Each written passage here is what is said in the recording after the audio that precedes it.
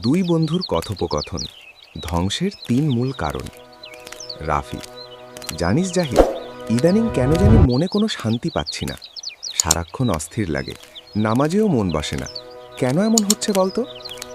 বন্ধু: আমাদের শরীরের যেমন রোগ হয়, তেমনি আমাদের অন্তরেরও কিছু মারাত্মক রোগ আছে। এই রোগগুলো ধরা পড়ে না, কিন্তু ভেতর থেকে আমাদের আমল আর শান্তিকে পুড়িয়ে ছাই করে দেয়। অন্তরের রোগ সেগুলো কি কি? সেগুলো হলো লোভ, হিংসা এবং অহংকার। এই তিনটি হলো শয়তানের সবচেয়ে বড় অস্ত্র। এক, লোভ, যা মানুষের চাহিদাকে আকাশচুম্বী করে দেয় এবং হালাল হারামের পার্থক্য ভুলিয়ে দেয়।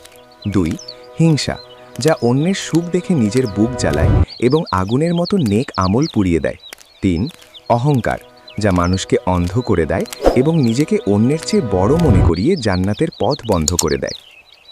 এগুলো তো আমাদের সবার মধ্যেই কম বেশি আছে। এর পরিণাম কি খুব খারাপ?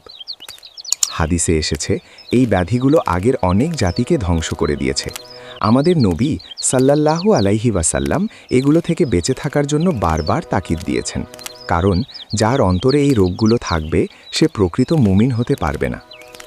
জাহিদ, আমি এই তিনটি বিষয় নিয়ে বিস্তারিত জানতে চাই। কিভাবে এগুলো থেকে বাঁচব? ইনশাল্লাহ বন্ধু, আমরা একে একে এগুলো নিয়ে আলোচনা করব। এক, আগামী পর্বে আমরা কথা বলবো লোভ নিয়ে, কিভাবে এটি আমাদের ধ্বংস করছে।